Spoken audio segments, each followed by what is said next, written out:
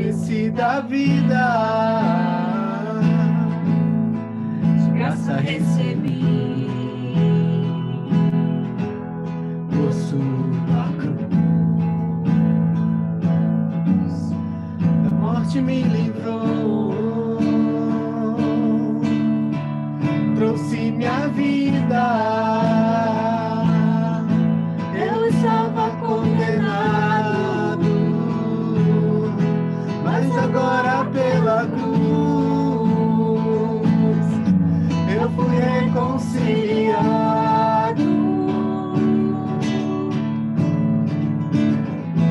Pela cruz me chamou gentilmente, me atraiu e eu, sem palavras, me aproximo, quebrantado por seu amor. Pela cruz me chamou gentilmente, me atraiu e eu, sem palavras, me aproximo, quebrantado por seu amor.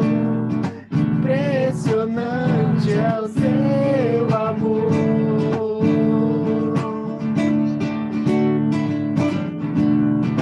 Me redimiu e me mostrou o quanto és fiel. Impressionante é o teu amor.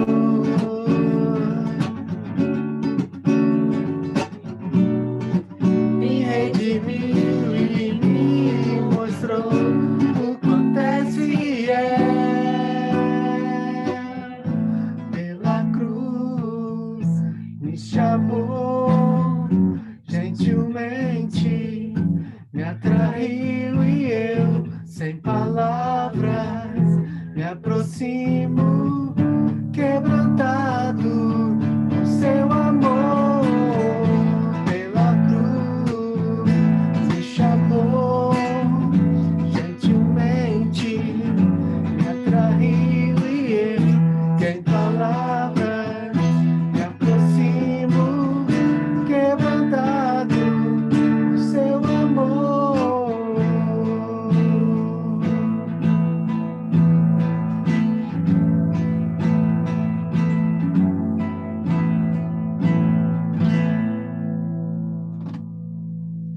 Amém. Valeu, Pedrão. Obrigadão. Deus te abençoe. Lucas, é contigo agora. Que Deus nos abençoe através da sua vida. Amém, amém. Gente, hoje vocês podem até tirar o mute do microfone se vocês quiserem. A gente vai fazer um negócio meio participativo aí, já que é estudo, não é sermão. Então, a gente vai participar junto hoje desse estudo de Filipenses. Pelo que ouvi do Demetrios, vocês já estudaram Filipenses 1, 2 e 3. E hoje a gente vai entrar na semi-reta final aí, que é o capítulo 4 de Filipenses. E a gente vai olhar um pouco por que Paulo escreve o que ele escreve e o que a gente pode tirar para a gente de tudo que ele está escrevendo aqui na carta aos Filipenses. Antes da gente começar o estudo, vamos orar e para Deus abençoar esse estudo e para a gente aprender mais a palavra dele. Senhor Deus, nosso Pai, te agradecemos por esse dia, Senhor Deus, te agradecemos por todo mundo que está presente aqui, Senhor. Te agradecemos muito pela tua palavra, Senhor Deus.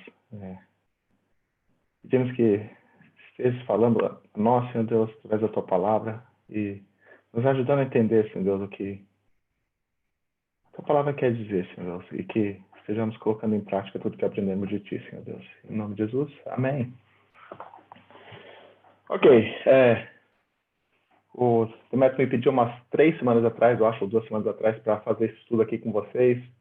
Na verdade, a ideia surgiu porque na igreja a gente também estava estudando o livro de Filipenses e eu fui encarregado de falar sobre o começo do capítulo 4, que é mais ou menos o que a gente vai conversar hoje. Então, tem algumas coisas que é importante a gente salientar antes de começar qualquer coisa, e a gente já vai ler o texto daqui a pouco. mas o livro inteiro de Filipenses, e provavelmente vocês já ouviram isso, o tema central dele é que Paulo está tentando animar a igreja de Filipenses. Eu não sei porquê, mas ele fala muito sobre alegria nesse livro. É impressionante que nenhum outro livro da Bíblia fala tanto sobre alegria como Filipenses. Mais impressionante ainda é que a gente acharia que o tema central do livro de Filipenses seria a alegria por causa disso, mas se você fizer uma pesquisa por palavras no livro de Filipenses, a coisa que mais aparece no livro de Filipenses é Jesus. Em todas as variações, Jesus, Cristo e Deus. E, para falar a verdade, ele fala 51 vezes o nome de Cristo nesse livro. E se você imaginar que isso é uma carta, acho que é a coisa mais próxima que a gente tem hoje em dia, que a gente se sentiria tranquilo de falar, seria um e-mail. Paulo está mandando um e-mail aqui para a igreja de Filipenses, é um e-mail comprido, e ele fala o nome de Cristo quase em todos os parágrafos, algumas vezes. Então, o tema central para esse livro é Cristo. E como ele fala muito de alegria, por dedução, a gente chega no processo de conclusão que a alegria está em Cristo. E Paulo agora vai falar sobre isso, mais especificamente no capítulo 4. Tem duas coisas que no livro inteiro se repetem muito. Tem dois tópicos que Paulo fala muito nesse livro de Filipenses. Ele fala muito sobre relacionamento, ele fala muito sobre amadurecimento. E em todos os capítulos ele vai sempre falar de relacionamento e depois ele vai falar de amadurecimento. O que dá para a gente entender disso, já para começar, é que se a gente quiser amadurecer na vida cristã da gente, a gente vai precisar muito de relacionamentos. E no livro de Filipenses, em todos os capítulos, Paulo fala de dois relacionamentos. Ele fala do relacionamento de nós com Deus, e nesse sentido ele fala mais quais os exemplos que a gente pode tomar do relacionamento com Deus, e depois ele fala do relacionamento entre os irmãos. E nesse caso aqui, ele realmente está falando no relacionamento de cristãos com cristãos. A maior parte do livro ele fala sobre isso. Algumas vezes ele dá alguns indícios de que é importante também o relacionamento com não crentes. Mas a base dele sai de que o relacionamento entre cristãos é muito importante. Por quê? Porque relacionamento entre cristãos é refletido no mundo. E o mundo vê isso e é a forma que ele acha de aproximar o mundo da igreja, ou o mundo de Cristo. Ele quer usar relacionamentos para tornar tudo uma coisa só. Não esqueça que a gente tem um desafio que Cristo lança, e ele fala em Mateus 28, ele fala, ide por todo mundo e pregar o evangelho. Isso é um mandamento, mas é um mandamento bem desafiador, é difícil fazer isso. E Paulo, na verdade, o que ele está falando aqui é o relacionamento de vocês, como vocês se relacionam, como vocês se relacionam com Deus, vai pregar o evangelho de Cristo. Então, vamos olhar o que a Bíblia tem para dizer. A gente vai olhar no capítulo 4 hoje, do versículo 1 até o versículo 9. Isso aqui começa a ser a parte final do e-mail do Paulo. Talvez seja a última página dele. Então, depois de ler um e-mail comprido desse, ele começa a tirar algumas conclusões de tudo que ele falou. Então, vamos lá. Versículo 1. Portanto, meus irmãos, a quem amo e de quem tenho saudade, vocês que são a minha alegria e a minha coroa, permaneçam assim firmes no Senhor, ó amados. O que eu rogo a Evódia e também a Sintique é que vivam em harmonia no Senhor. Sim, e peço a você, Léo, companheiro de jugo, e esse nome aqui é Zízigo, mas é difícil saber se Zízigo significa só companheiro de jugo ou se é o nome da pessoa. Mas a gente vai conversar sobre isso daqui a pouco. Que eu peço a você, Léo, companheiro de jugo, que as ajude, pois lutaram ao meu lado na causa do Evangelho, com Clemente e meus demais cooperadores. Os seus nomes estão escritos no livro da vida. Alegrem-se sempre no Senhor, novamente direi, alegrem-se. Seja a amabilidade de vocês conhecida por todos. Perto está o Senhor. Não andem ansiosos por coisa alguma, mas em tudo pela oração e súplicas, e com ação de graças apresentem seus pedidos a Deus. E a paz de Deus, que excede todo entendimento, guardará o coração e a mente de vocês em Cristo Jesus. Finalmente, irmãos, tudo que for verdadeiro, tudo que for nobre, tudo que for correto, tudo que for puro, tudo que for amável, tudo que for de boa fama, se houver algo de excelente ou digno de louvor, pensem nessas coisas. Põe em prática tudo o que vocês aprenderam, receberam, ouviram e viram em mim. E o Deus da paz estará com vocês. Amém. Então, Paulo começa esse último capítulo, e lembrando que, igual numa carta, as cartas de Paulo não tinham capítulo, né? Os capítulos da Bíblia foram definidos muito mais para frente. E Paulo só continua desenvolvendo a ideia que ele estava desenvolvendo antes, e a gente vê isso pelo uso da palavra portanto, né? Geralmente, quando você usa portanto, é totalmente ligado com quem você está falando antes.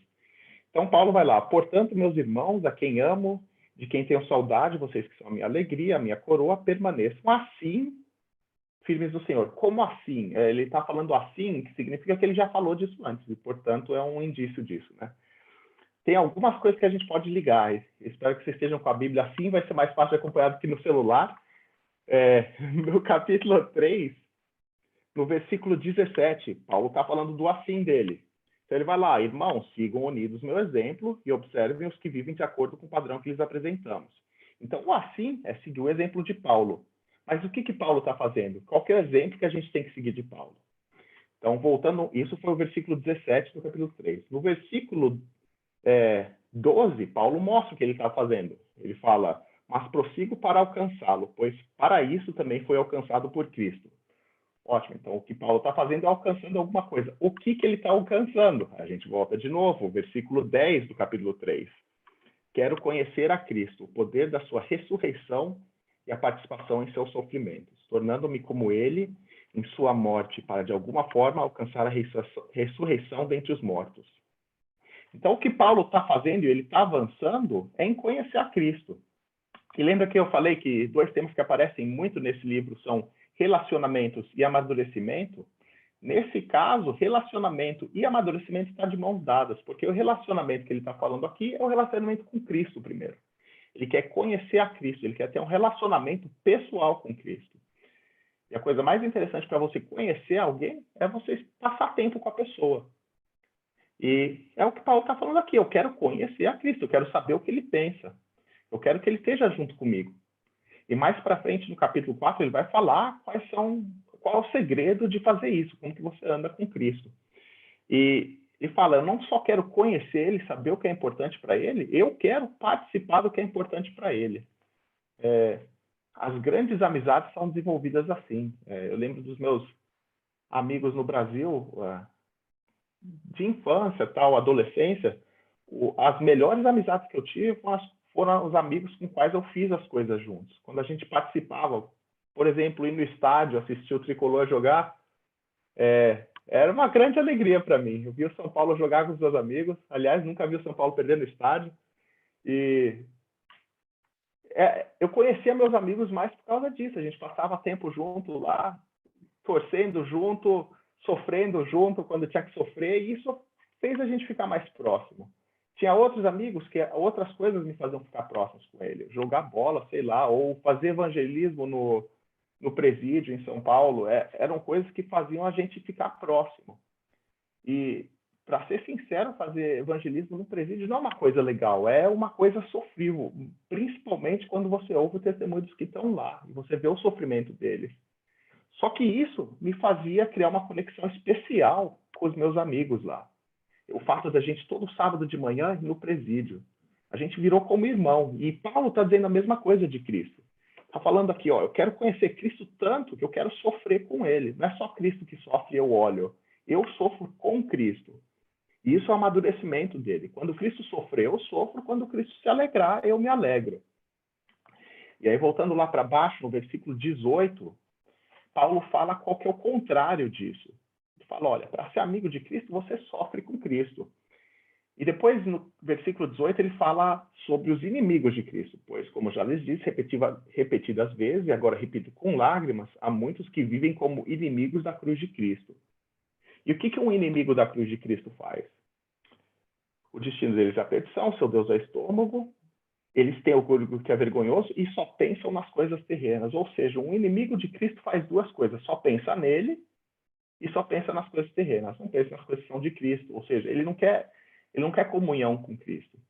Mas percebe que quando Paulo fala dos inimigos de Cristo, tudo que acontece com os inimigos de Cristo não é tanto pelo que eles fazem, mas pelo que eles pensam. É onde a cabeça deles está.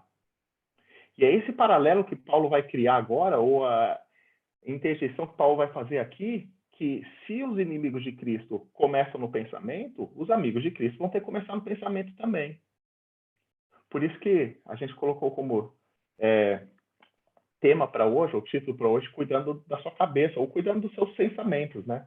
Porque é onde vai começar tudo. É onde vai ser formada a sua amizade com Cristo, onde você vai conhecer a Cristo. A primeira parte disso é na sua cabeça.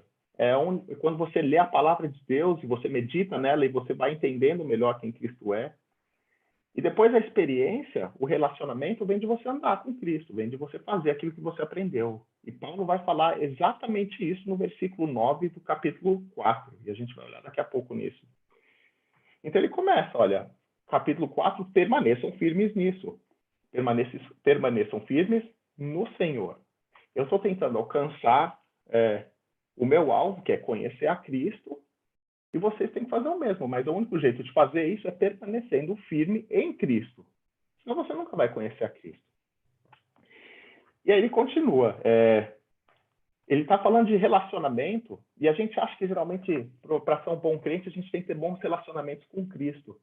E Paulo, logo em seguida, depois de falar do relacionamento com Cristo, ou seja, busquem isso, sigam o meu exemplo, busquem um relacionamento com Cristo, a próxima coisa que ele fala é de conflitos que tem na igreja. E se vocês prestarem atenção, todos os capítulos mais ou menos têm um conflito entre pessoas que acontecem. No capítulo 3, a gente vê de pessoas dentro da igreja mesmo, judeus querendo fazer não-judeus se circuncidarem, porque isso era importante para eles. Você só seria um cristão se você passasse pelo judaísmo primeiro. Só que isso não é verdade. E nesse caso aqui, o conflito, Paulo não fala por que está tendo conflito. Ele só fala que existe. Duas mulheres da igreja estão em conflito. Ele não fala o que causou, mas uma coisa que é importante é que essas duas mulheres são pessoas importantes na igreja. Eu não sei como que é para vocês, mas conflitos entre pessoas importantes na igreja geralmente acontecem por questões de quem é mais importante. Eu estou fazendo alguma coisa na igreja, aí vem o irmão e faz outra coisa, mas agora ele é mais importante que eu, porque ele está fazendo alguma coisa mais importante que eu na igreja, e isso começa a criar picuinha na igreja. E Paulo já vai direto em cima disso, fala, olha gente, não pode ser assim, se vocês estão servindo a Cristo e vocês estão batalhando pelo mesmo alvo, não podem se importar quem que é mais importante que quem. Isso pode ser um motivo, não necessariamente tem que ser um motivo. Na minha cabeça faria sentido isso, até porque essas duas mulheres participam da fundação da igreja em Filipenses, né? Então Paulo vai, olha, o que vocês vão fazer? Paulo chega e fala, vocês vão resolver o problema de vocês. Não dá para vocês continuarem em desarmonia. E como que vocês vão resolver isso? Vocês vão resolver isso no Senhor. Paulo não fala, entrem em harmonia, resolvam o conflito de vocês e ponto. Ele fala, olha, no Senhor vocês vão resolver esse conflito. Ele fala, o que rogo é Evódia e também a Sinti, que vivam em harmonia no Senhor. O que significa viver em harmonia no Senhor? Significa que vocês vão procurar as mesmas coisas. No final das contas, é o que João Batista falava. O mais importante é que Cristo cresça e eu diminua. Eu não procuro mais os meus próprios interesses. E lembra que no capítulo 3, a gente acabou de falar disso, Paulo fala que os inimigos da cruz de Cristo pensam só nos seus próprios interesses. Eles pensam só no próprio estômago deles. Ou seja, pensar no próprio estômago é o que é importante para mim? Que alimento é importante para mim? O que o mundo faz que gira em torno de mim? É tudo eu. E Paulo aqui, ele fala, não é a respeito de vocês. É por Cristo. Então, achem harmonia no Senhor. Voltem o foco de vocês para onde ele devia estar desde o começo. O foco de vocês devia estar em Cristo. O problema é que vocês estão pensando em vocês. indiretamente, vocês são inimigos da cruz de Cristo. Porque a cruz de Cristo traz reconciliação. É a maior imagem de reconciliação que a gente tem, a reconciliação de Deus com o homem. E não só de Deus com o homem, porque a gente sempre fala isso, Deus reconciliou em Jesus Cristo o homem e Deus. Não, ele reconcilia o homem com o homem também. Deus reconcilia os dois lados. A gente acha que a gente só está sendo reconciliado com Deus, mas Deus quer que a gente viva em harmonia. Lembra que mesmo Cristo fala, né? Eles vão saber, todo mundo vai saber que vocês são meus discípulos se vocês amarem uns aos outros. Ou seja, Cristo veio restabelecer também a harmonia entre pessoas. E aí ele continua. Para fazer isso, tem um jeito só. Eu vou colocar um mediador aí para ajudar vocês. É o nome físico que eu falei agora há pouco. Esse nome pode ser só realmente um companheiro de julgo, uma pessoa que me ajudou. Muitos teólogos acham que essa pessoa aqui que Paulo fala para ajudar ele seria Lucas, o médico amado, né, que escreveu o livro de Atos, escreveu o Evangelho de Lucas também. Porque em Atos, a viagem de Lucas com Paulo acaba em Filipos. Então, é bem provável que Lucas tenha ficado por lá. E agora, como Lucas conhece Paulo muito bem, porque viajou muito com ele, conhece as duas irmãs também muito bem, porque provavelmente estava na fundação da igreja. Então, ele pega alguém que conhece todos os lados e que provavelmente se associe bem com todos os lados. Ele fala, olha, você vai ser o mediador do problema que essas duas irmãs têm. E quando ele fala, você vai ser o mediador, ele está dizendo, você vai resolver o problema. E só volte para mim quando esse problema estiver resolvido. Isso acontece em outros lugares na Bíblia também, mas para o final do estudo a gente vai olhar como que Deus faz isso com a gente. Mas só uma dica, isso acontece em Cristo. Deus em Cristo faz a mesma coisa. Olha, a gente tem um problema, vamos resolver esse problema. Mas agora a gente vai continuar olhando para o texto aqui. O que Paulo fala é que elas são importantes para ele porque elas são companheiras de luta com ele. Ou seja, elas lutaram pelo evangelho com Paulo. A gente geralmente imagina que quando existem conflitos na igreja é que o pecado está dominando e as pessoas não querem nada com Cristo, não sei o que lá. Não é o caso. Elas são companheiras de luta no evangelho. Ou seja, elas realmente se esforçam para que o evangelho cresça. Mas, às vezes, a gente se esforça tanto pelo evangelho, a gente acha que a gente está se esforçando pelo evangelho, quando, na verdade, a gente se esforça pelos nossos interesses. E lembra que Paulo, nos capítulos anteriores, fala disso. Olha, não importa o motivo pelo que as pessoas estão pregando o evangelho. Isso acontece no capítulo 1, no versículo 18. O importante é que, de qualquer forma, seja por motivos falsos ou verdadeiros, Cristo está sendo pregado. E, por isso, me alegro. Ou seja, para Paulo é muito importante que Cristo seja pregado. E provavelmente isso está acontecendo com as duas mulheres também. Elas estavam pregando a Cristo. O motivo é falso ou verdadeiro para elas pregar a Cristo? Não importa. O importante é que Cristo seja pregado. O problema disso é que quando há desunião na igreja, a desarmonia na igreja, as pessoas de fora da igreja olham para isso. Quem não é da igreja vê aquilo e fala, pô, mas se a igreja é assim, por que eu vou para lá? O que eu vou procurar na igreja? Pô, estou melhor aqui. Os meus amigos aqui de fora brigam menos que esse pessoal da igreja. E a gente vê isso em brigas denominacionais hoje em dia. A gente vê isso em brigas de igrejas mesmo, não denominações diferentes. Uma igreja batista querendo ser melhor que a outra igreja batista. Ou uma igreja batista falando que o que a gente prega, o que a gente entende é melhor que uma igreja pentecostal, e o contrário também. E a Bíblia condena isso. Ela fala, não, vocês são parte do mesmo corpo. E porque vocês são do mesmo corpo, vocês têm que viver em harmonia. E mais do que isso, a gente percebe que essas duas mulheres não são inimigas da cruz de Cristo pelo que Paulo fala no final. Os seus nomes estão escritos no livro da vida. No capítulo 3, quando ele fala dos inimigos da cruz de Cristo, ele realmente está falando de pessoas que estão perdidas pela eternidade. E pessoas que têm o nome escrito no livro da vida não estão perdidas pela eternidade, mas a gente pode criar problema para aqueles que estão perdidos, de nunca se acharem porque a gente fica em picuinha. E onde que começa isso? Começa na cabeça. Infelizmente, começa na cabeça. E aí, depois Paulo continua. Então, qual que é o antídoto para isso? É para vocês se alegrarem sempre no Senhor. Ele vai, versículo 4, alegrem-se sempre no Senhor. Novamente direi, alegrem-se. E aqui é bem interessante que ele fala alegrem-se sempre no Senhor. Novamente digo alegrem-se, porque isso aqui fecha o capítulo 3 e o 4, porque ele começa a falar de alegre-se sempre no Senhor no primeiro versículo do capítulo 3. Ele vai e fala, finalmente, meus irmãos, alegrem-se no Senhor. Ou seja, finalmente, basicamente é lá. A gente está fechando agora o livro, eu vou dar as últimas instruções aqui para fechar. 5 minutos eu fecho já tudo. E, de repente, Paulo fala de confusões.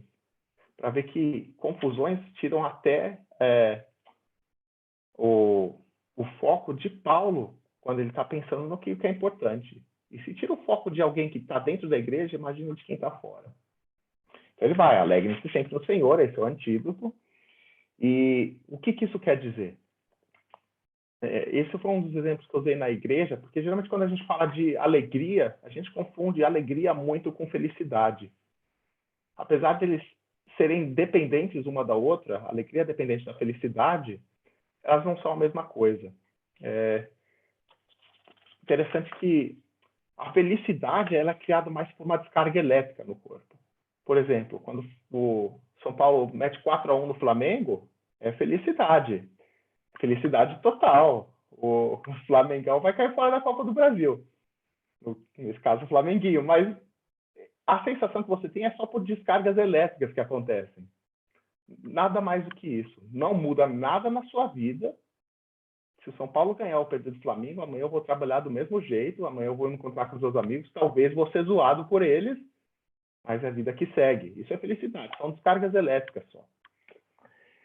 E alegria é o contrário disso. Não o contrário, mas é o seu cérebro pegando todas essas descargas elétricas e atribuindo algum parâmetro para essas descargas elétricas que você teve.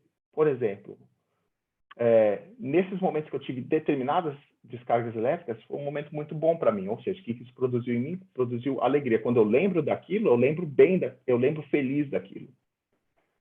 Mas a alegria da gente depende de como a gente se lembra das coisas. A gente decide se a gente vai ter alegria ou não. Isso depende de como a gente se lembra, qual contexto a gente se lembra das coisas e por que a gente se lembra. Um exemplo que eu tenho para dar, eu lembro quando eu estava para sair do Brasil, para estudar fora, o primeiro lugar que eu fiz teste para a faculdade de música foi nos Estados Unidos. Tinham 3 faculdades em Nova York que eu queria estudar e passei em 2 delas e fui aceito, enfim. Inclusive no teste da terceira que eu não passei, minha corda estourou, então foi uma situação bem chata para mim. Apesar de ter ganhado as vagas, eu acabei não estudando lá por vários motivos. E essa porta fechada para mim poderia ter sido um motivo de total tristeza. Só que olhando no contexto das coisas, Deus abriu uma porta muito maior para mim, que foi vir para a Alemanha. E aqui eu conheci minha esposa, aqui eu me casei, aqui eu sirvo numa igreja, aqui eu tenho os amigos que eu tenho. E para mim, isso é a coisa mais importante que aconteceu. Ou seja, quando eu olho para a tristeza que me causou não poder estudar onde eu queria estudar, não muda nada na minha vida, porque eu vejo que era o plano de Deus para mim vir para a Alemanha. O problema é que, para quem não tem Cristo e não sabe que existe um plano atrás de tudo que Deus faz, quando a gente olha para uma situação ruim que acontece, a gente só vê o lado ruim da situação. Por isso que Paulo fala, alegrai-vos sempre no Senhor. A alegria que a gente tem não é só, eu olho para trás, se é um momento feliz, eu vou estar alegre, se é um momento triste, eu vou estar triste agora. Não, a alegria da gente eu estou alegre porque eu sei que todas as coisas juntamente contribuem para o bem daqueles que amam a Deus. Tudo que acontece comigo tem a direção de Deus naquilo. E na pior das hipóteses, eu sei onde está meu futuro eterno. Mesmo que a minha vida seja uma vida destruída aqui na Terra, em algum momento eu sei que meu Redentor vive, e o meu Redentor vai me resgatar, é o que Isaías fala, né? Então, Paulo fala no sentido de alegria. Alegria a gente decide o que a gente vai pensar. Você decide por qual perspectiva você vai olhar por tudo que acontece na sua vida. E a partir desse momento ele fala, você tem que se alegrar sempre. Você se alegra no Senhor, porque você sabe que Ele tem a sua vida nas mãos dele. E a próxima coisa que ele fala é: seja a amabilidade de vocês conhecida por todos. Ele já joga esse sentido de alegria junto com a amabilidade. Vocês vão se alegrar e vocês vão viver em harmonia, ou seja, vocês vão se amar. E amar não significa você vai gostar de todo mundo. Muitas vezes, igual felicidade e alegria, a gente confunde gostar com amar. É possível amar alguém de quem você não goste? Sim, é possível. Até porque amor não é só sentimento, amor são ações. É por isso que a Bíblia fala, né? Amem seus inimigos, orem por aqueles que perseguem vocês, abençoem, não amaldiçoem. E o que mostra pra gente que é uma escolha que a gente faz. O amor que a gente dá para os outros é uma escolha. Da mesma forma que a alegria era uma escolha. Então, a amabilidade que a gente vai ter para os outros, seja a amabilidade de vocês conhecida por todos. Ou seja, vocês vão fazer o bem a todos. Vocês não vão fazer o bem de cara fechada. Ele fala isso logo depois que ele está falando da alegria. Eu vou te ajudar, porque você precisa de ajuda, mas eu não gosto de você. Está falando de amabilidade. É mostrar gentileza no lidar com as outras pessoas, principalmente com as que são da igreja. E aí ele fala, perto está o Senhor. E esse perto está o Senhor é tanto para o versículo 5 quanto para o versículo 6. Quando a gente lê perto está o Senhor, a imagem que fica na minha cabeça é quando a gente não está vivendo em harmonia um com os outros, ou não está sendo amável um para com os outros. Imagina dois irmãos brigando e os pais estão na mesma sala que os irmãos brigando. Geralmente, quando os pais estão por perto, irmãos não brigam. É difícil irmão quebrar o pau quando os pais estão por perto. E Paulo está falando isso aqui para a gente. Ele está falando, olha, vocês ficam quebrando o pau aí, mas vocês esquecem que Cristo está por perto. Deus está por perto. Perto está o Senhor. Ele mostra que a gente esqueceu muito do temor a Deus que a gente devia estar tendo. Que, inclusive, a Bíblia fala, né? O temor do Senhor é o princípio da sabedoria. Se você vê, ou se você reconhece a presença de Deus em todos os momentos da sua vida, você vai fazer escolhas melhores. É exatamente isso que a Bíblia está falando em Eclesiastes. Reconhece o Senhor em todos os seus caminhos e Ele endireitará as suas veredas. Se você perceber que Deus está com você em todos os momentos, você vai fazer escolhas melhores. Inclusive de ser amável. Você vai parar de brigar com seu irmão, porque Deus está vendo. Porque Deus está presente, não só está vendo. Ele julga, mas Ele está presente. Eu tinha vergonha de brigar com a minha irmã quando meus pais estavam por perto. Infelizmente, eu não tinha a mesma vergonha de brigar com ela quando eles não estavam por perto. Mas com Deus, a gente tem que sempre lembrar que Ele sempre está por perto. Por isso que Ele pode julgar todas as ações da gente. Lucas, se você me permite fazer um comentário, Por favor. e fechou até de uma forma bastante interessante, que você deu agora essa perspectiva de que Deus está perto, então a gente, no mínimo, né, se dissermos que seguimos, né, a gente tem que considerar que Deus está vendo tudo que a gente faz.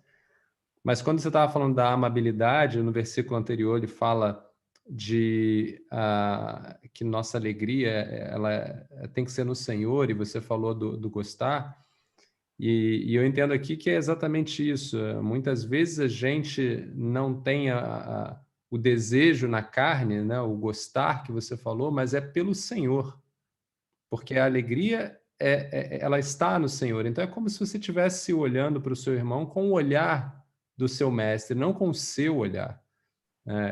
E aí, de fato, a perspectiva muda, né? É o que você falou, é a perspectiva que muda, é a decisão que você tem. Ou você olha com o seu olhar, ou você olha com o olhar do Senhor, ou seja, você quer fazer aquilo que agrade ao Senhor. E aí a sua amabilidade ela vem naturalmente, porque você, na verdade, escolheu ter esse amor por Cristo.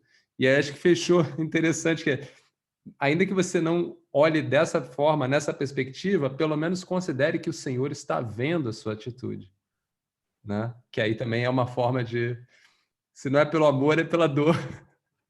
Exatamente. Aliás, gente, eu falei que vocês iriam participar e a ideia é essa mesmo. Vocês podem até tirar o microfone do mudo se vocês quiserem. Fazer comentários, pode interromper a qualquer hora, não está interrompendo nada. O Senhor está perto, e é bem o que o Demetrio falou, né? Faça isso por temor. E a próxima coisa que me faz lembrar disso, quando eu brigava com a minha irmã, muitas vezes, se meus pais estavam por perto, que eu falava, mas a minha irmã fez isso, a Rebeca fez isso. Aí ela ia falar, mas o Lucas fez isso.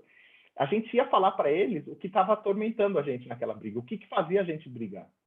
E Paulo aqui vai na mesma linha, ele fala, perto está o Senhor. Não ande ansiosos por coisa alguma, ou não tenham preocupação por coisa alguma. A preocupação pode ser por causa de desarmonias na igreja, desavenças na igreja, ou pode ser por qualquer outra coisa. O que importa é que o Senhor está perto. E você fala para ele o que está te incomodando. No meu caso de brigas com a minha irmã, eu falava para eles, eu estou incomodado por causa disso, disso e disso que aconteceu. E eles resolviam o problema. E Paulo fala que Deus faz exatamente a mesma coisa. O que ele fala para a gente fazer? Olha, não ande ansioso por coisa alguma, mas em tudo, pela oração, ou seja, com relacionamento, e súplicas e com ação de graças, apresentem seus pedidos a Deus. E aqui é muito importante a gente fazer uma distinção, antes de eu comentar os passos que ele fala para a gente tomar, pelos termos que ele usa, é importante a gente destacar que hoje em dia existe uma ansiedade compulsiva, e isso é um problema clínico, que muitas vezes a gente acha, né, mas a Bíblia fala que eu não posso viver ansioso por nada, e se eu tenho um problema de ansiedade, isso é um pecado, porque eu estou fazendo alguma coisa que vai contrária à Bíblia. Nesse caso aqui, Paulo não está falando disso, ele está falando de preocupações. O sentido desse, não andem ansiosos, no original é alguma coisa no sentido de não se preocupe muito com as suas coisas. Aqui vai diretamente em relação às nossas coisas, o que está acontecendo com a gente. Então, só lembrando, capítulo 3, os inimigos da cruz de Cristo se preocupam muito com eles. É tudo a respeito deles. E Paulo está falando, não. Vocês vão fazer diferente dos inimigos da cruz de Cristo. Vocês vão pegar tudo que está preocupando vocês e entregar na mão de Deus. Então, ansiedade e preocupação, duas coisas bem diferentes. Ansiedade compulsiva pode ser uma doença mesmo, gente. E se isso acontece, precisa ser tratado. E não existe vergonha nenhuma de um crente chegar aí e tratar isso com um pastor, e tratar isso com um psicólogo, e tratar isso com quem quer que seja. A gente acha que todos os problemas na vida são resolvidos só dentro da igreja, existem problemas que também têm que ser resolvidos fora. E se um profissional é necessário, a gente tem que procurar um profissional. É muito bom se o profissional puder ser um crente também, porque ele vai entender tudo de uma perspectiva diferente. Vai entender tudo essa ansiedade de uma perspectiva eterna também. Mas e se não for crente, é ruim? Não, não é. O importante é tratar os problemas que a gente tem. Existem casos na Bíblia de reis que buscaram a Deus muito, mas quando tiveram problemas, esqueceram de Deus. E mesmo com doenças, eles oravam a Deus para tudo, para Deus resolver tudo, mas na doença não procuraram a Deus e morreram dessas doenças. E deixaram de receber a ajuda que eles precisavam porque eles não procuravam a fonte que podia ajudar. O crente faz quase a mesma coisa ao inverso. A gente acha que todas as coisas têm que ser resolvidas só por Deus, quando Deus mesmo gosta de colocar outras pessoas para resolver os problemas da gente. Existe um ditado muito conhecido, né? Um por todos, todos por um. E existe um outro ditado que fala exatamente o contrário, né? Ele fala, cada um por si, Deus por todos. O problema desse ditado é que Deus usa pessoas para ajudar pessoas. Em casos excepcionais, Deus age com milagre. E isso acontece na Bíblia toda, mas geralmente Deus usa pessoas para ajudar pessoas. Se vocês lembrarem dos amigos de Jó, que tiveram todas as suas discussões com Jó ou não, no final das contas, Deus podia ter ido lá, será dos amigos de Jó sem nada, mas ele fala, você vai orar por eles agora. E Deus coloca nas nossas mãos ajudar os outros. A ajuda que o próximo recebe depende da gente também. Ou seja, não é mais cada um por si, Deus por todos. É um por todos e todos por um. Um por todos é Deus por todos e todos por Deus. E todos em Deus. Dá para a gente mudar isso também. A gente faz tudo que a gente faz, comer, beber ou em todas as outras coisas, como 1 Coríntios 10:31 fala, a gente faz em nome do Senhor, ou seja, a gente se ajuda também em nome do Senhor. Mas aí Paulo está falando de preocupações agora, não é mais ansiedade, são preocupações. As preocupações que você tem, o que você faz com elas? Primeiro, você ora. Você suplica a Deus pelas coisas que estão te tirando a paz. Engraçado que é uma das coisas que a gente ensina muito pouco quando se trata de oração. São dois componentes essenciais que existem na oração, que são perseverança e ação de graça. Eu diria até no sentido ao contrário, primeiro ação de graças e depois perseverança.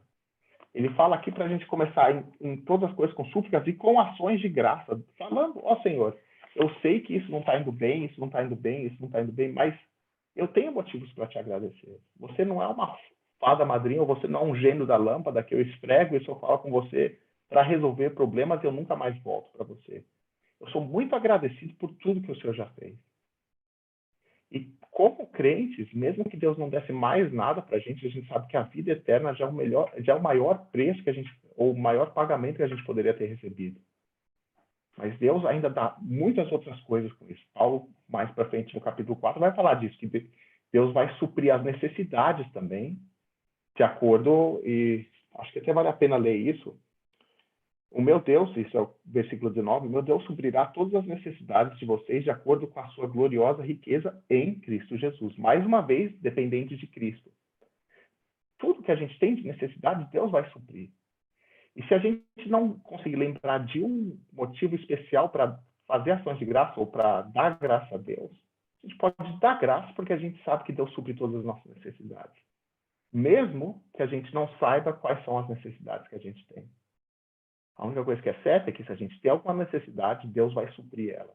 Mas elas vão ser supridas em Cristo Jesus. Como já foram. E aí ele continua, em ações de graça, apresentem seus pedidos a Deus. Ou seja, entrega tudo para Deus. E isso vai, ao contrário, a aplicação disso para depois, vai ao contrário do que o mundo ensina para a gente hoje. Hoje em dia, quando a gente fala de meditação, de se esvaziar, aliás, esvaziar, e Deus está falando, Paulo está falando isso aqui, né? Ele está falando, vocês se esvaziam, tudo que preocupa vocês, esvazia disso e entrega para Deus. Quando o mundo fala de esvaziar, ele fala de esvaziar só para se esvaziar. Você não coloca nada no lugar. O problema de um espaço vazio é que se a gente não coloca nada no lugar de propósito, alguma coisa vai ser colocada lá sem a gente querer. Então, o antídoto de Paulo para isso é o versículo 8. O que você vai colocar no lugar das suas ansiedades? Você vai entregar suas ansiedades para Deus, suas preocupações para Deus, e você vai colocar alguma coisa no lugar. E as coisas que você vai colocar no lugar são as coisas que preocupam a Deus. Ou seja, não que preocupam a Deus, mas as coisas que estão na cabeça de Deus. Se a gente quer ser igual a Cristo, pensar igual a Cristo faz a gente ser mais parecido com Cristo. E é isso que Paulo fala depois. São nessas coisas que vocês vão pensar. Engraçado que ele fala aqui que a gente vai se esvaziar das preocupações e que depois disso, quando a gente se esvaziar, a paz de Deus, que excede todo entendimento, guardará o coração e a mente de vocês em Cristo Jesus. O fato da gente estar vazio das preocupações permite a paz de Deus de tomar conta do nosso ser. Permite a paz de Deus de tomar conta dos nossos pensamentos. Imagino como uma casa que está desarrumada e está tudo no meio da sala jogado. Só pelo fato dela estar desarrumada a casa, quando você entra naquela casa, você se sente mal, você sente uma falta de paz. E a partir do momento que você arruma ela e está tudo no lugar e tem espaço vazio, a gente sente uma paz, né? Fica mais relaxado e gosta mais de estar naquela sala ou naquele quarto, não sei.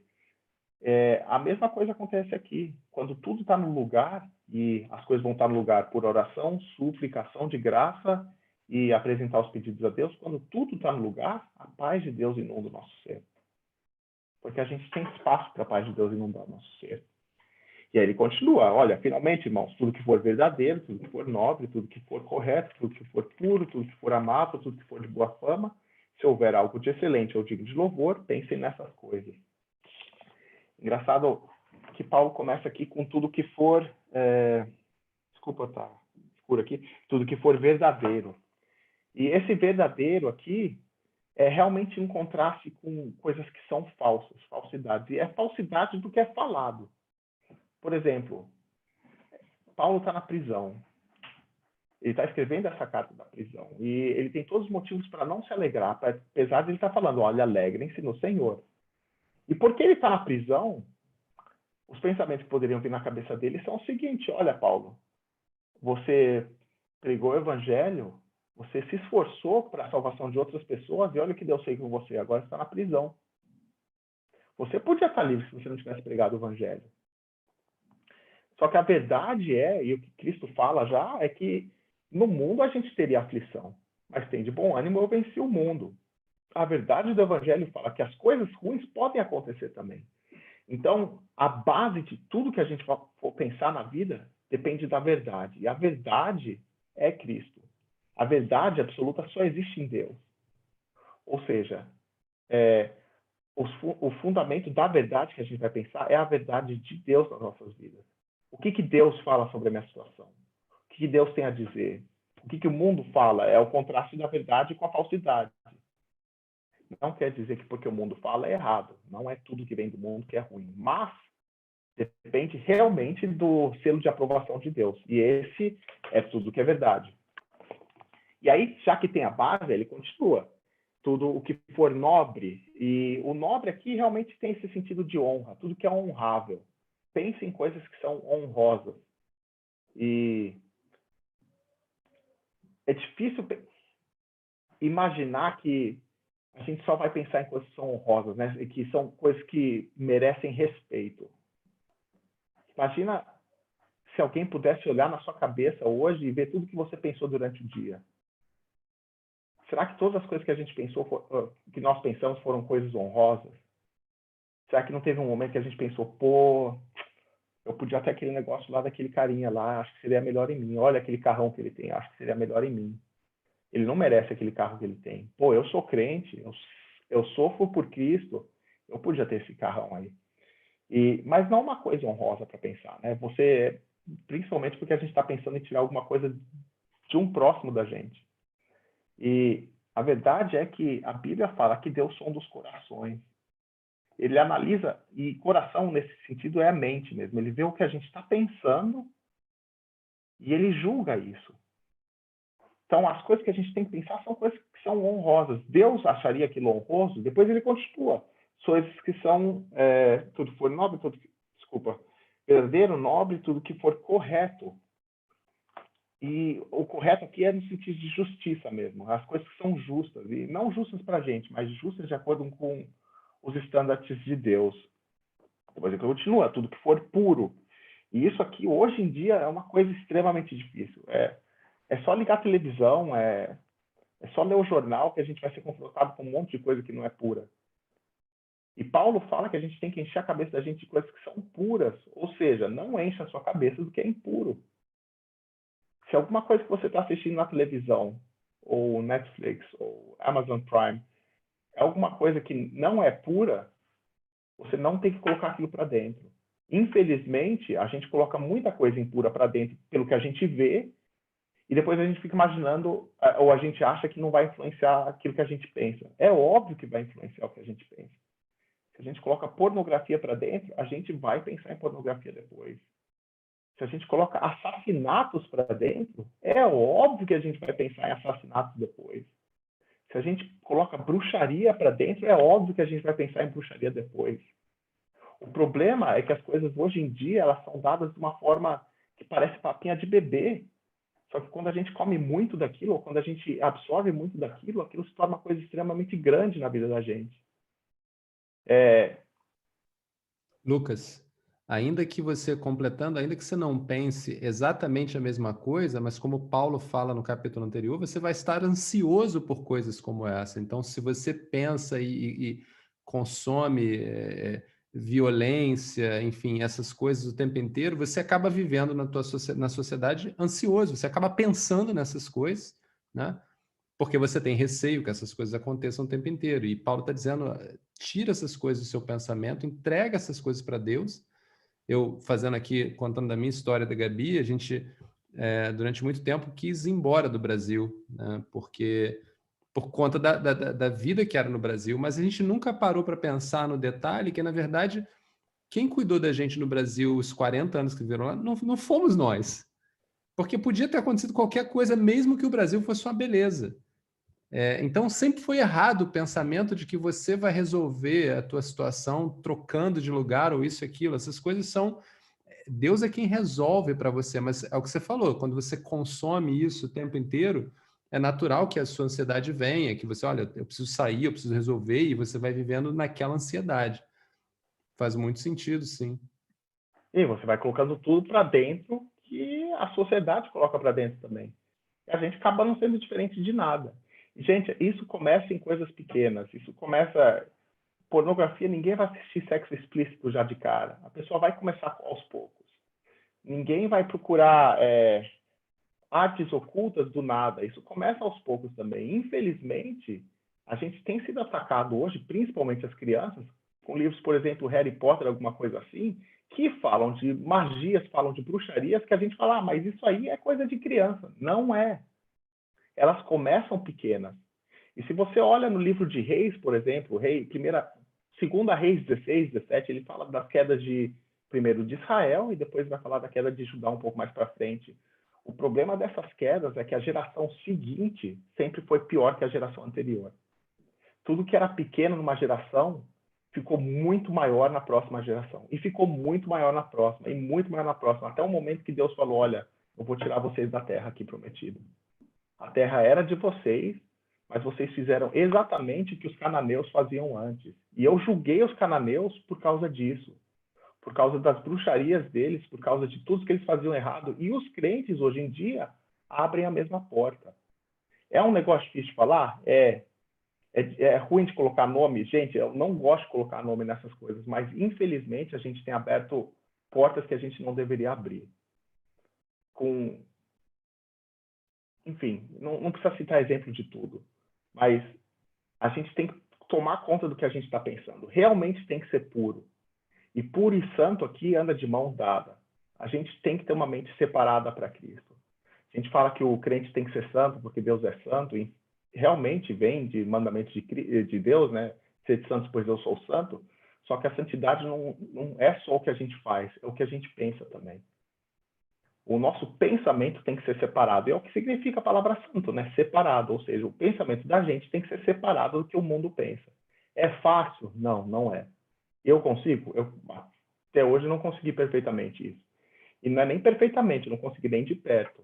Tem muitas coisas que passam na minha cabeça e que passam porque eu coloquei as coisas na minha cabeça, infelizmente. E aí ele continua, tudo que for amável. E amável aqui é realmente nesse sentido de gentil. E se você pensa em amabilidade, o que você pode fazer para Deus, o que você pode fazer para os outros. Não quando Cristo fala em Mateus 22, fala os 2 mandamentos mais importantes são ame a Deus e ame o seu próximo, ele não fala se ame. Porque todo mundo já se ama, né? Não precisa pensar. Então, você também, quando fala de amabilidade aqui, você não tem que pensar como você vai se amar. O que eu vou fazer para mim agora que vai ser ótimo para mim? Não. Quando você pensa em amabilidade, como que eu posso amar a Deus, como eu posso amar o próximo. E agora o mandamento, né, o segundo mandamento de Cristo em João 13, não é nem mais ame ao próximo como a si mesmo, ame ao próximo como eu amei você. Eu sofri, eu morri na cruz por você, eu achei você mais importante que eu, inclusive isso é o que fala no capítulo 2 aqui de Filipenses, né? Seja a atitude de vocês a mesma de Cristo, que embora sendo Deus, não considerou que ser igual a Deus era algo que devia apegar-se. Mas esvaziou-se a si mesmo, vindo a ser servo, tornando-se semelhante aos homens. Ele se tornou servo. O amor dele foi ser servo. E ele fala para a gente desse mesmo amor. Vocês vão pegar e servir todo mundo. E então, quando ele fala, pense em coisas amáveis, é nisso que a gente vai pensar. Como que eu posso servir a Deus? Como eu posso servir ao meu irmão? Tudo que for de boa fama. E isso aqui realmente o que Deus acha disso? Ter uma reputação boa, é isso que eu estou pensando? Se tiver, pensa nisso. Se não tiver uma reputação boa, pense em outra coisa. A gente decide o que a gente vai pensar sobre, o que a gente vai pensar a respeito. A gente acha que os pensamentos só vêm na cabeça da gente. Existe mesmo, lá no Brasil, né? Você não pode impedir que uma pomba voe sobre a sua cabeça, mas você pode impedir que ela faça ninho na sua cabeça. Infelizmente, quando a gente deixa os pensamentos se assentarem na cabeça da gente, eles vão fazer ninho. E é difícil arrancar ninho de ave de qualquer lugar. Da mesma forma que é difícil arrancar ninho de pensamentos da cabeça da gente. E tudo que for de boa forma, se houver algo de excelente, pensar nessas coisas. Desculpa, ele não termina aí, né? Se algo de excelente ou digno de louvor, pensem nessas coisas. E excelente realmente no sentido técnico da palavra, tudo que aquilo que é muito bom, e não se esqueça, a gente está falando de coisas que são muito boas para Deus também. Pensa nessas coisas. E tudo que for que tiver uma boa reputação, pense nessas coisas. Uma coisa que é importante colocar aqui, gente, a gente está falando, eu estou falando aqui no estudo que a gente é para pensar nessas coisas, e realmente a gente tem que ter a mente de Cristo. Isso não quer dizer que a gente vai pensar 24 horas por dia só por coisas que são relacionadas diretamente à Bíblia. Você ter pensamento, sei lá, vou voltar no tema que eu falei agora há pouco, São Paulo ganhou do Flamengo, vou pensar nisso um pouco do dia, não é ruim. A Bíblia não está condenando você por isso. O que a Bíblia está falando é só para você tomar conta das coisas que você está pensando para que elas não sejam ruins. Inclusive, quando a gente pensa em temor a Deus é o princípio da sabedoria, a gente geralmente pensa numa coisa séria, tal, não sei o quê. Eu acho muito difícil que Deus planejou a vida inteira da gente para ser uma coisa séria do começo ao fim. Se fosse assim, Deus não teria instituído 7 festas no Antigo Testamento para o povo se alegrar. E a alegria que Deus tinha colocado nessas festas é se alegrar no Senhor, é pelo que Deus fez. Tem a Páscoa, tem a festa das trombetas, tem a festa dos tabernáculos, tem várias festas que Deus coloca, é só para o povo se alegrar no que Deus fez. A alegria é uma coisa extremamente importante para Deus. Então não pense só que quando você vai tomar conta dos seus pensamentos que vão ser coisas chatas, vão ser coisas que vão te deixar, como fala, bored? Nossa, fugiu a palavra em português agora. Boring. Entediado. Entediado, exatamente. Entediado. Não vai pensar só coisas entediantes. A gente vai pensar sobre coisas que são legais também. A única coisa que a gente tem que prestar atenção é, tem o selo de aprovação de Deus? Mais do que isso, tem o selo de desaprovação de Deus. Porque se tiver desaprovação de Deus, não é para pensar nessas coisas. E o legal é que, antes no versículo 7, Paulo falava, olha, se você se livrar de coisas, o Deus de paz vai estar, ou a paz de Deus vai estar com você. Você vai sentir uma paz que só vem de Deus. No versículo 9, a partir do momento que você coloca as coisas certas na sua cabeça e você coloca elas em prática, esse vai ser o último ponto que a gente vai ver, Deus promete a presença dele com a gente. Isso aí remete a gente lá para o capítulo 3 de novo. Eu quero conhecer a Cristo, o poder da sua ressurreição e a participação em seus sofrimentos. Ele está prometendo a presença dele. Se você realmente se separar para Cristo, inclusive os seus pensamentos, Cristo vai se separar para você. E isso, para mim, é uma imagem extremamente impactante, que Deus tira o tempo dele e agora eu vou estar com você.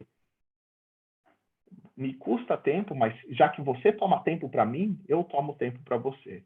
E agora a gente vai andar junto, porque você decidiu andar junto. E a Bíblia fala isso, né? Em Tiago 4:8, ele fala, se aproximem de mim, eu aproximarei de vocês também.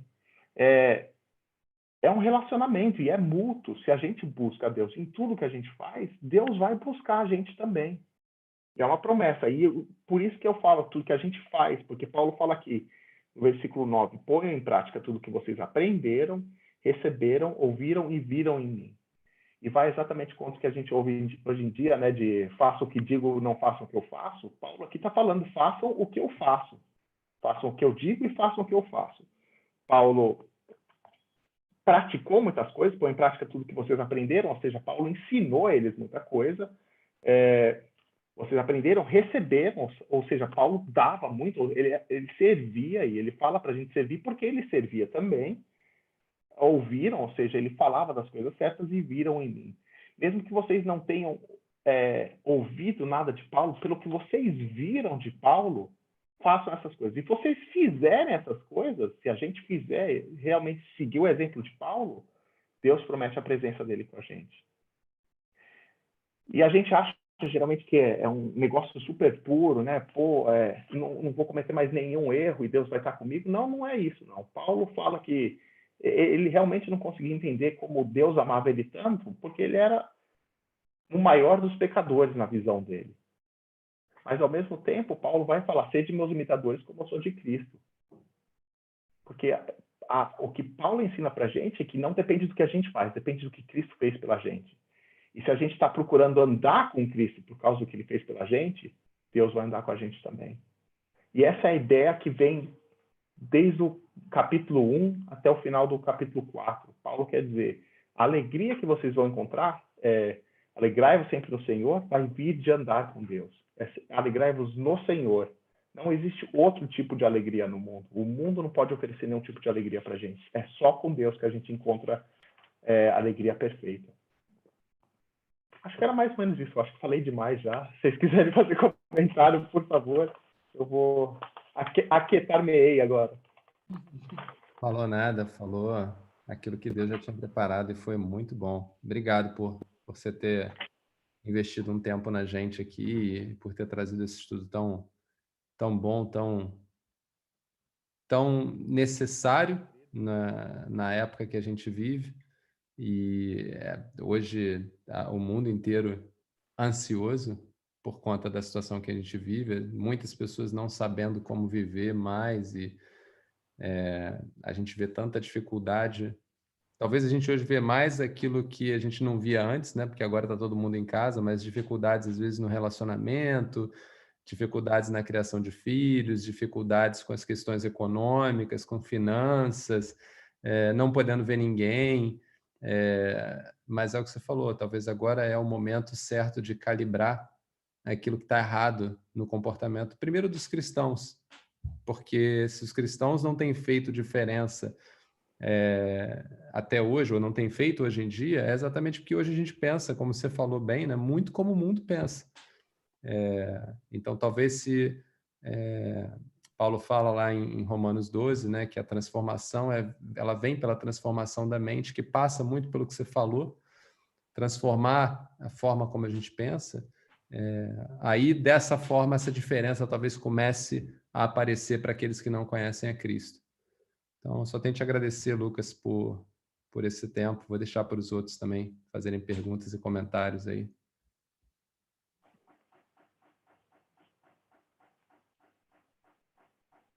Fala que eu te escuto, Pedrão. Nada para falar, não. Foi tudo dito. E tenho dito. Foi muito bom. Eu acredito, inclusive, só fazendo só mais um gancho aí, acho que para o final vale a pena. Lógico que não para o final, no sentido de não comentem mais nada, mas acho que mesmo em tempos de dificuldade, a gente tem que se alegrar em Deus e tem que olhar por que as coisas estão acontecendo. Eu estava refletindo um pouco sobre essa crise do Covid, o que tem acontecido no mundo inteiro, e pode parecer besteira, mas na minha cabeça, Deus tem mostrado exatamente o que aconteceu na história da humanidade. Começou com um animal passando um vírus por uma pessoa, essa pessoa espalhou o vírus para todas as outras pessoas e por causa disso a gente ficou recluso, a gente não se encontra mais com os outros. Quando você pega esse vírus, você realmente tem que se afastar de todo mundo e dá para ver vergonha nas pessoas, inclusive, de estar com o vírus. E a minha cabeça se voltou para o que aconteceu com o pecado, exatamente a mesma coisa. Um animal que passa uma coisa para uma pessoa, nesse caso foi o pecado. E esse pecado criou distanciamento entre as pessoas. A gente se distanciou de Deus, a gente se distanciou de um do outro. E a gente realmente tem vergonha dos pecados que a gente comete. E quanto mais a gente se envergonha, mais a gente se distancia um dos outros e de Deus. E talvez Deus esteja abrindo a porta para a gente só refletir, olha, eu tenho um plano para vocês. E aquela história que eu falei do mediador, o mediador que resolvia o problema do pecado é Cristo. Deus pegou alguém que conhecia a Deus, porque ele é Deus, conhecia o homem, porque ele se tornou homem, e ele falou para Cristo, olha, eu tenho um problema, vai e resolve esse problema para mim. E Cristo resolveu o problema. Como mediador, ele se colocou na cruz para tomar os pecados da gente. E que é exatamente o que a gente está precisando hoje em dia com a situação do Covid. A gente está precisando de alguém que tire esse Covid daqui. Tome sobre ele o Covid, que seja nem que seja um antídoto, né? Mas a gente está esperando por isso. E é incrível como qualquer coisa mostra o poder de Deus e a história da criação. E Deus está aí como mediador em Cristo para salvar a gente dos problemas que a gente tem.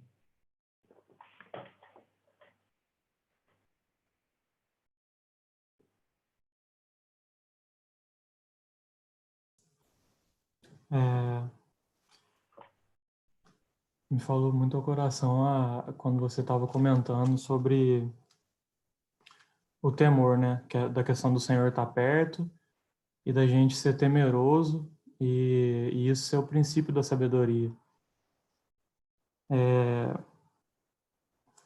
É o princípio da sabedoria porque a sabedoria é justamente é muito conectada à ação, né? A diferença entre uma pessoa que é cheia de conhecimento e uma pessoa que é sábia é que essa pessoa que é sábia, ela toma uma decisão correta de acordo com o conhecimento dela. E a pessoa que só tem conhecimento, às vezes ela é um hipócrita que não vive nada daquilo que ela sabe, né? Às vezes a pessoa é um médico, ela sabe que fumar faz mal, melhor do que qualquer um, mas ela fuma mesmo assim. Ele não é sábio nesse sentido, de usar o conhecimento dele para o bem. E Tiago, ele escreve para os irmãos que estão na dispersão, né? Que é um cenário parecido, assim, pelo menos a palavra se aplica ao nosso caso também, né? Como você acabou de falar, né? As pessoas estão distanciadas, estão dispersas umas das outras. E logo no começo ele fala, se alguém necessita de sabedoria, peça a Deus.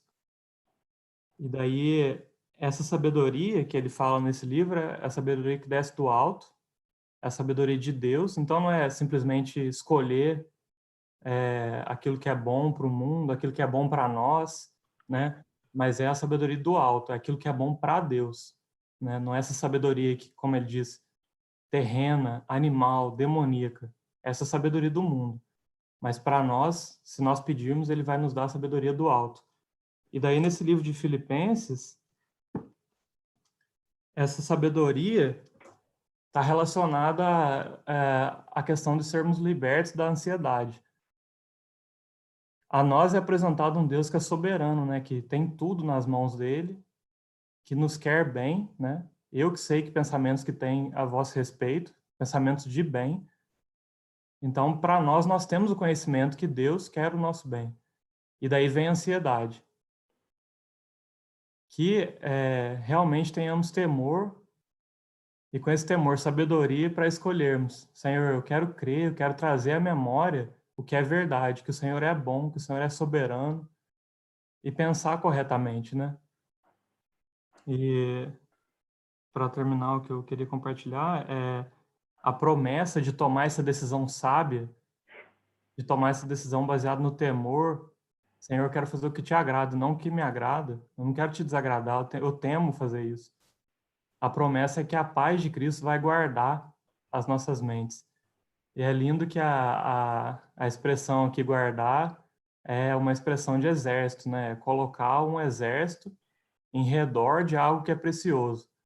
Para o inimigo não entrar e para aquilo que é precioso também não ser tirado de dentro para fora, ou seja, mantém aquilo que tem que ficar dentro e impede o que está fora de entrar. E como nós precisamos disso, né, irmãos? Tantas palavras como essas que foram faladas hoje, que são preciosas, estão depositadas aqui agora. Mas se o Senhor não guardar, essas palavras saem, escapam. Então, como que nós precisamos mesmo que a paz de Cristo, essa guarda divina, mantenha essas verdades que nos foram lembradas hoje, fortes em nossos corações? E a palavra fala, né, que isso vai nos livrar da ansiedade. Isso excede nosso entendimento e nos guarda em Cristo. E é lindo que essa paz, o Senhor também fala que ela não nos dá como o mundo nos dá, né? É uma paz de Deus, é diferente. O mundo vê uma paz apenas do ponto de vista negativo, que acabou a guerra, não tem guerra, então tem paz. Não tem conflito, então tem paz. Mas a paz de Deus vai muito além. Ela também traz a reconciliação. Então, sim, acabou o conflito entre Deus e o homem, mas agora há um casamento, além, muito além. Não são duas pessoas apenas que estão se tolerando. São duas pessoas que foram reconciliadas e reconciliadas a ponto de um casamento, a união mais íntima que existe. Então, é essa que é a paz que nos é dada, que nos guarda. é uma paz totalmente relacionada a relacionamento, né? Que é como você começou compartilhando, né? Nós somos guardados nesse relacionamento com o nosso Senhor, né? Ele nos livra da ansiedade através desse senso que nós pertencemos a Ele pertence a nós, e não tem nada comparável a isso. Não tem nada melhor que a gente possa almejar do que estar com Ele, do que estar agradando a Ele, vivendo para Ele, né? Muito obrigado, Pedro. Desculpa. É isso mesmo. Inclusive, o que você falou é bem verdade, esse sentido militar da palavra guardar que ele usa, e Paulo já usa isso antes, inclusive no verso 1, quando ele fala permaneçam assim firmes, é no sentido de estar de pé, de prontidão, e esse é um termo de exército que é usado. É você ficar de pé e não deixar nada te derrubar. É isso que ele fala quando ele fala permaneçam firmes. E isso me faz lembrar bastante de, acho que é Judas.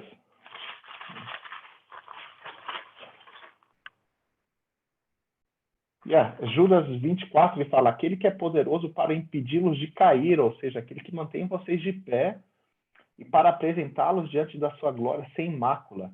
O engraçado aqui é que ele fala e com grande alegria, que é o tema de Filipenses, né?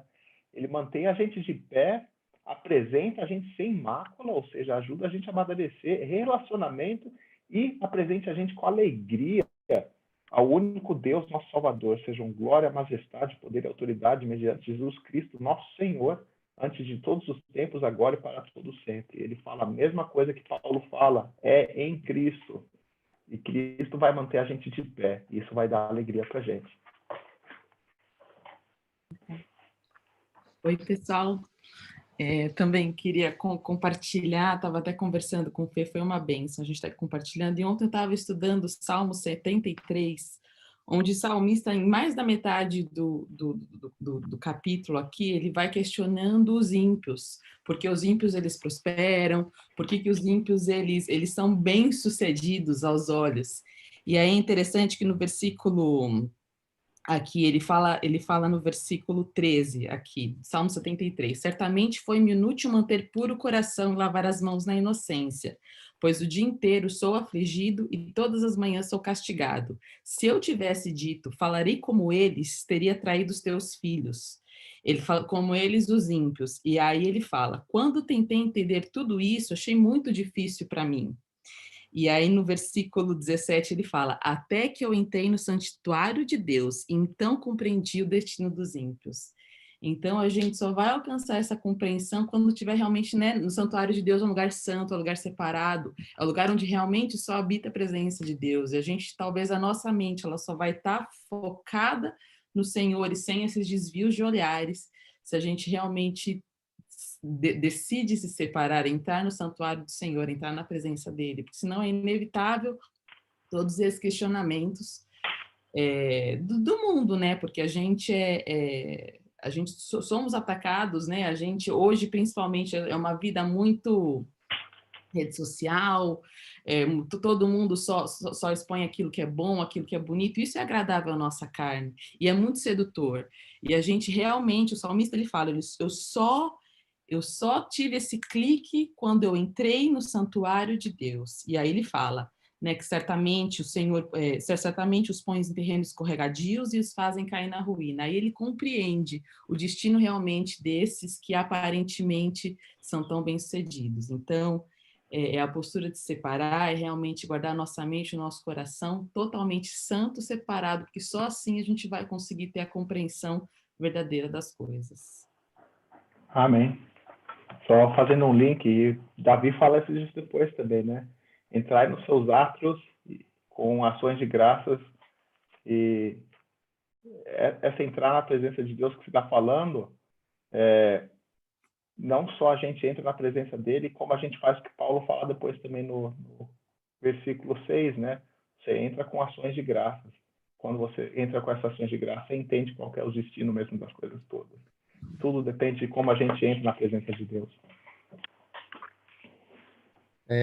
Pegando um gancho aí, uma coisa que eu tenho refletido há bastante tempo também, e só para sempre alertar a gente sobre esse aspecto, né, que a gente fala muito desse conhecimento da verdade e se posicionar, e a gente precisa fazer isso com certeza, mas nós precisamos entender que não somos capazes. É uma perspectiva também importante, uma verdade bíblica importante, que nós só somos capazes com Cristo.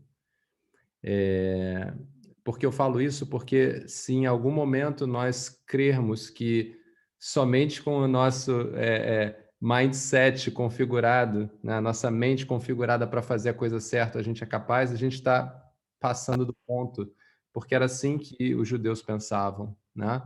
Na visão dos judeus era, olha, eu sou capaz de seguir um conjunto de regras e alcançar, e nós não somos capazes. Por melhor que nós sejamos, capaz é Cristo.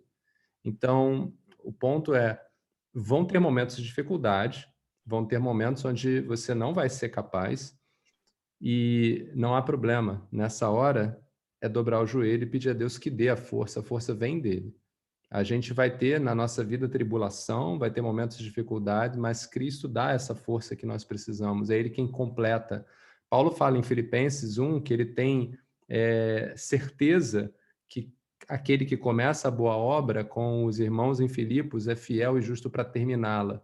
Paulo tem certeza que é Cristo quem conduz toda a obra. Então, nós temos que lembrar disso, mudar a nossa mente, buscar o conhecimento de Cristo, buscar participar do seu sofrimento, assim como Paulo, mas sabendo que é Ele quem faz essa obra em nós.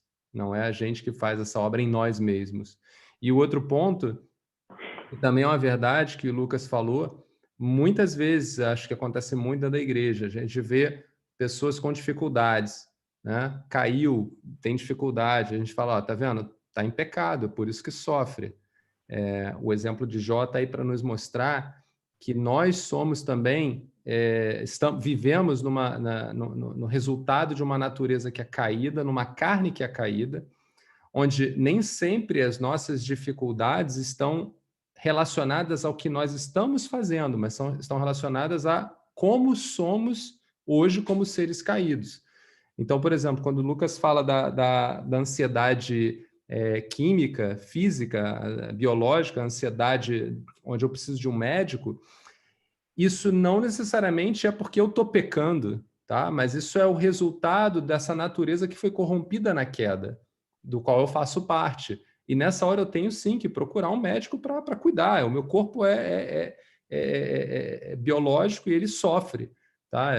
Eu tenho que orar a Deus para guiar o tempo inteiro, mas eu tenho que, dentro dessa condição de natureza caída, de não ser... Eu não tenho ainda um corpo glorificado, ainda não tenho aquele corpo que me é prometido e eu vou ter um dia na glória, mas aqui eu sofro as consequências de toda a natureza que caiu. A gente pode pensar, Deus criou o mundo assim, era esse o propósito? Claro que não era. Nossa natureza, toda a natureza, em Gênesis a gente sabe, a natureza sangra por conta do nosso pecado. Né? Nós éramos todos para sermos perfeitos do ponto de vista de criação, mas por conta dos erros lá atrás, nós todos hoje somos deficientes ou, enfim, impactados. Então, cuidado que a gente tem que ter um cuidado muito grande quando a gente olha para pessoas que não têm, não conseguem se manter fortes ou têm dificuldades em algumas coisas, a gente julgar achando que, putz, a pessoa está assim porque ela buscou isso, né? A pessoa... Nem sempre a pessoa buscou aquilo de forma direta, aquilo é resultado, produto da nossa condição hoje. E o que a gente tem que fazer como cristãos é orar, é oferecer apoio, e oferecer, no caso, às vezes, apoio clínico. É isso, é buscar ajuda clínica, médica. Então, tem que ter isso em mente. Acho que o livro de Jó ensina muito isso. Vocês lembram o que aconteceu com os amigos de Jó que apontavam o dedo para ele o tempo inteiro? Deus foi lá e falou, olha, não tinha nada a ver com o que ele fez. E vocês erraram em condenar Jó e agora vocês vão voltar lá e pedir ao meu servo que ore por vocês. Amém.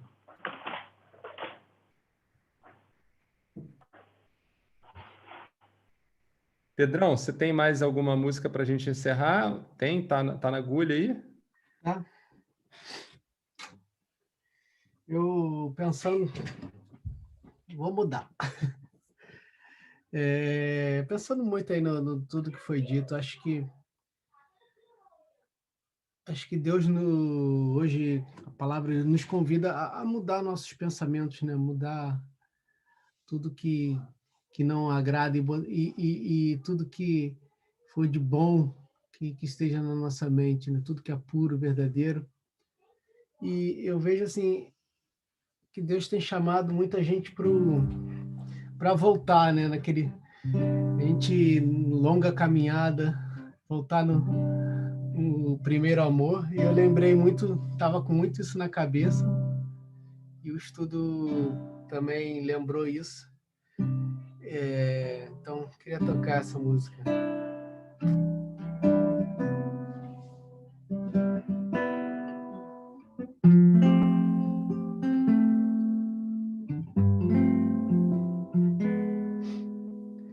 Quero voltar ao início de tudo, encontrar-me contigo, Senhor.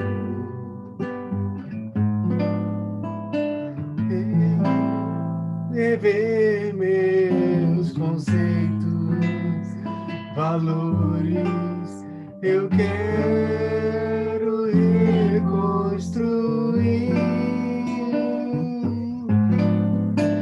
Vou regressar ao caminho, ver as primeiras obras, Senhor.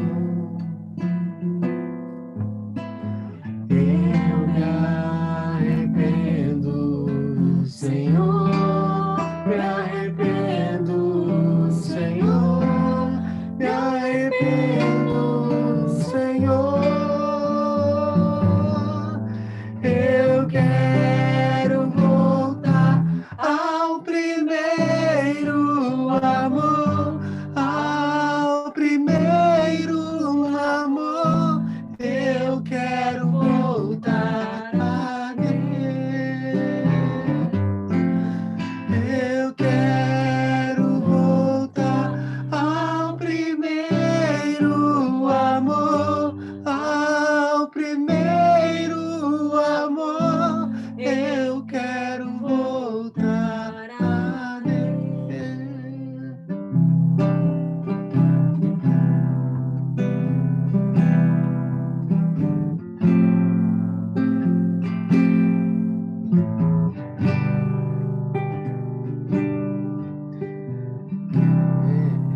Voltar ao início de tudo, encontrar-me contigo, Senhor. Quero rever meus conceitos, valores, eu quero reconstruir. Vou regressar ao caminho, viver as primeiras obras, Senhor. Eu me arrependo, Senhor, me arrependo, Senhor, me arrependo, Senhor. Eu quero voltar ao primeiro amor, ao primeiro amor. Eu quero voltar a Deus. Eu quero voltar ao primeiro amor, ao primeiro amor. Eu quero voltar a Deus.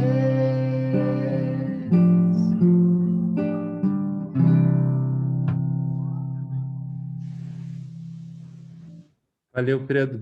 Obrigado pela canção. É, de fato, um convite a voltar para o início de tudo. Regis, você podia orar para a gente encerrar esse encontro hoje? Lucas, mais uma vez, eu só tenho que te agradecer por você estar vindo aqui e compartilhar com a gente. Acho que foi, para mim, e acho que para todos aqui, foi muito bom te ouvir. Você, de fato, foi usado por Deus para falar o coração de cada um de nós, e nós te agradecemos a Deus pela tua vida, né? Até domingo.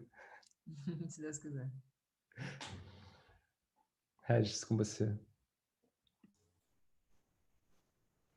Porque as armas da nossa milícia não são carnais, e sim poderosas em Deus, para destruir fortalezas, anulando nós sofismas e toda altivez que se levante contra o conhecimento de Deus, e levando cativo todo pensamento à obediência de Cristo, e estando prontos para punir toda desobediência, uma vez completa a vossa submissão.